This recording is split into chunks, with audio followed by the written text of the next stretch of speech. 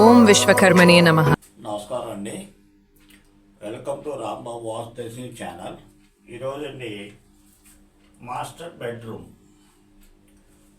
దక్షిణం, నైరుతి, పడమర.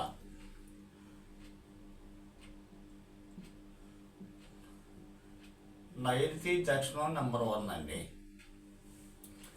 పడమర పర్వాలేదండి. అలాగే పిల్లల బెడ్రూము ఉత్తర వాయువ్యం, పడమర, దర్శనం. ఈ పడమర వాయువ్యం దర్శనాలు పిల్లలు బెడ్రూమ్ వాడుకోవచ్చు, గెస్ట్ రూమ్గా కూడా వాడుకోవచ్చు. దక్షిణ నైరుతి పనికిరాదు. పిల్లలకి దక్షిణ నైరుతిలో పడుకోనికూడదు. ఓకే.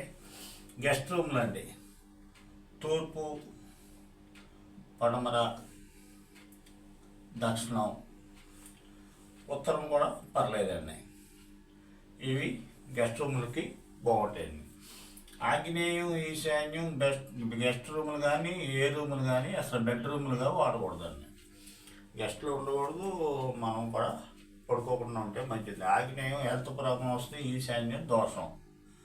ఈశాన్యం పూజ దేవతాస్థానం కాబట్టి మనం అక్కడ ఎట్టి పరిస్థితిలో పడుకోకూడదండి.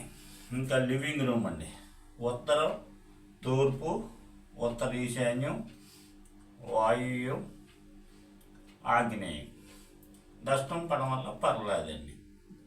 ఈ విధంగా మనం చూసుకుంటే బాగుంటుందండి. ఇలా దీన్ని బట్టి మనం ప్లాన్ వేసుకున్నప్పుడు సెట్ చేసుకోవాలండి.